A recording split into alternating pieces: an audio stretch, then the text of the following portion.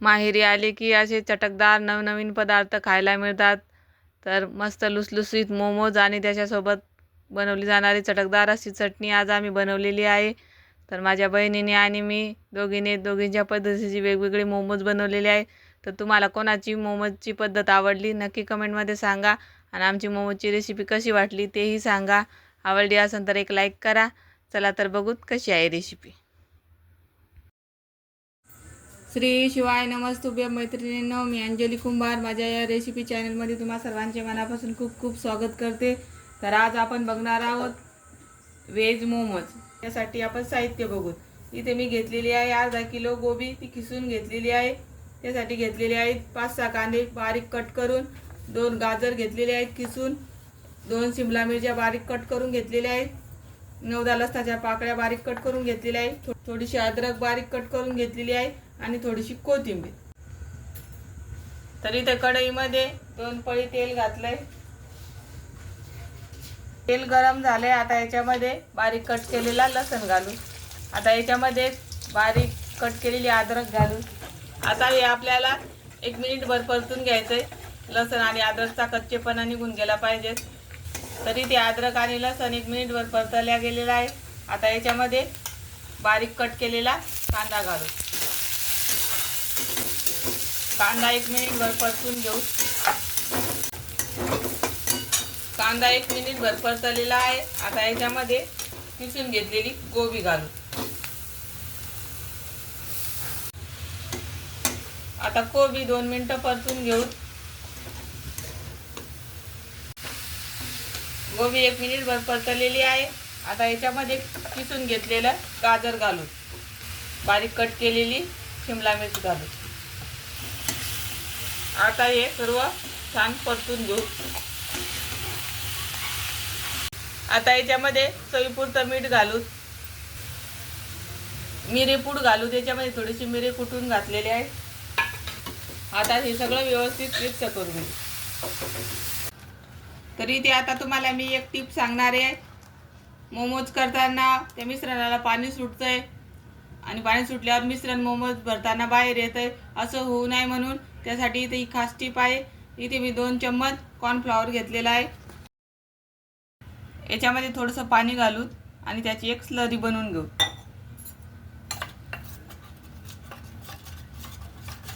आता तयार केलेली स्लरी या भाज्यांमध्ये घालायची आणि छान मिक्स करून घ्यायची. असं केल्यामुळे भाज्यांना जो पाणी सुटलेला असते ते पूर्ण सुकून जाते आणि हे मिश्रण आपलं मस्त घट्टसर तयार होते. आता आपलं हे सारण तयार झालेलं आहे. आता याच्यामध्ये बारीक कट केलेली फ्रेश अशी कोथिंबीर घालायची आणि ती व्यवस्थित मिक्स करून घ्यायची. तर बघू शकता मस्त सारण तयार झालेलं आहे आपलं हे मोमोजसाठी. थोडंही पाण्याचं प्रमाण शिल्लक नाही. आता याच्यामध्ये अगदी घट्टसर असं हे सारण तयार झालंय. तर आता आपण गॅस बंद करू आणि हे सारण थंड करून घेऊ. सारण तयार झालं. आता आपण त्यासोबत खाणारी चटणी बघूयात. इथे मी एका पातेल्यामध्ये पाणी ठेवले उकळायला. पाण्याला छान उकळी आली. आता याच्यामध्ये 3 कट करून टोमॅटो घातलेले आहेत. गरजे इतक्या लाल मिरच्या घालायच्या सुक्या आणि 8-9 लसणाच्या पाकळ्या. टोमॅटो आणि मिरची मऊ होते तोपर्यंत आपण पीठ मळून घेऊ. तर इथे अर्धा किलो मैदा घेतलेला आहे. याच्यामध्ये चवीपुरतं मीठ घालू. थोडंसं तेल घालू. आता हे तेल या पिठामध्ये व्यवस्थित मिक्स करून घेऊ.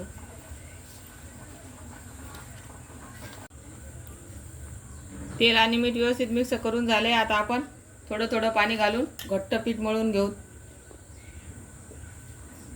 तर बघू शकता इथे मस्त असं घट्ट पीठ मळून झालेलं आहे. पीठ मळून झालंय. आता आपण हे पीठ असंच 10-15 मिनिटं मुरवण्यासाठी ठेवू. पीठ मळून झालेलं आहे तोपर्यंत आपले मिरच्या आणि टोमॅटो पण सॉफ्ट झालेले आहेत. आता आपण गॅस बंद करू. तरी तर टमाटे आणि मिरच्या छान मऊ झालेल्या आहेत. आता वरची साल या पद्धतीने याची काढून घेऊ. आता छिलके काढलेले टोमॅटो, मिरची, लसण आपण मिक्सरला बारीक फिरवून घेणार आहोत. तर या पद्धतीने मिश्रण तयार झालेलं आहे. तर आता आपण याला तडका मारून घेऊ. एक पळी तेल घातलंय. बारीक कट केलेला लसण घालून, लसण गोल्डन कलरवर परतल्या गेलेला आहे. आता याच्यामध्ये तयार केलेलं टोमॅटो आणि मिरचीचं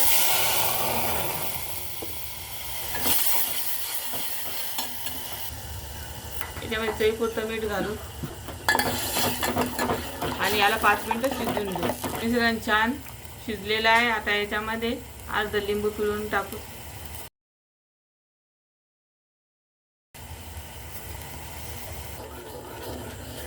तर हे मिश्रण 5-6 मिनिटं छान उकळून घेतलेलं आहे. आता आपण गॅस बंद करू. इथे आपली मोमोची चटणी तयार झाली. तर 10 मिनिटं झालेली आहे आणि पीठ छान मऊ झालेलं आहे. आता आपण याचे मोमोज बनवून घेऊ. तर आपण पुरीला जेवढं पीठ घेतो तेवढं पीठ घेतलेलं आहे मी. तर या पद्धतीने बघू शकता पुरी बनवतो त्या पद्धतीने याला लाटून घ्यायचं. थोडंसं लांबट लाटायचं. तर या पद्धतीने मी हे पान लाटून घेतलंय. आता त्याला या पद्धतीने असं हातावर धरायचं आणि तयार केलेलं सारण लांबटपणे या पद्धतीने भरून घ्यायचं. आता 2 साईड असतात याच्या. एका साईडला या पद्धतीने कळ्या मारून घ्यायच्या. आपण मोदकाला जशा कळ्या मारतो त्या पद्धतीने कळ्या मारून घ्यायच्या. तरी बघू शकता या साईडनं मी पूर्ण कळ्या करून घेतलेल्या आहे. आता उरलेली साईड याला जोडून घ्यायची.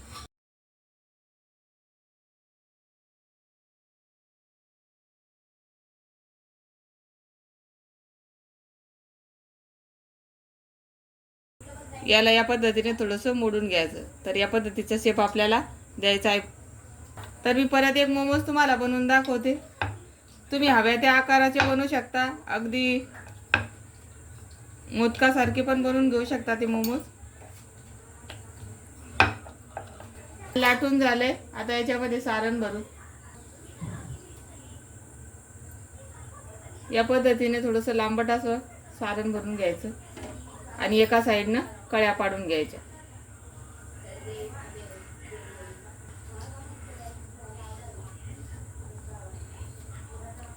तुम्हाला जेवढ्या कळ्या पाडता येतील एका साईडनं तेवढ्या पाडून घ्यायच्या.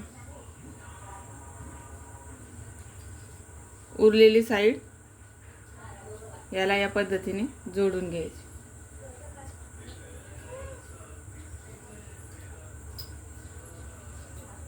हे मोमोज पण आपला तयार झालेला आहे. आता आपण राहिलेले मोमोज या पद्धतीने करून घेऊ.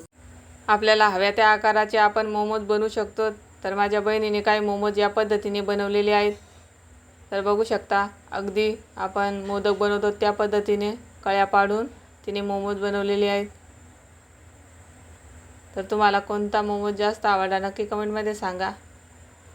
तर पूर्ण पॅक करून झाल्यावर या पद्धतीने ते सर्व मिटवून घेतलेलं आहे. तरी ते तयार झालेलं आहे माझ्या बहिणीच्या पद्धतीचा मोमोज. तर कसा वाटला नक्की सांगा. तरी ते माझे मोमोज बनवून झालेले आहेत. आता आपण हे वापरून घेऊ. तरी ते एका पातेल्यामध्ये पाणी गरम करायला ठेवलं. त्याच्यावर ही पुरणाची चाळणी ठेवलेली आहे. आता आपण हे मोमोज या पद्धतीने वापरून घेणार आहोत. तर काही मोमोज या पद्धतीने पण बनवलेले आहेत. आता जेवढे मोमोज या चाळणीमध्ये बसतील तेवढे आपण वापरून घेऊ.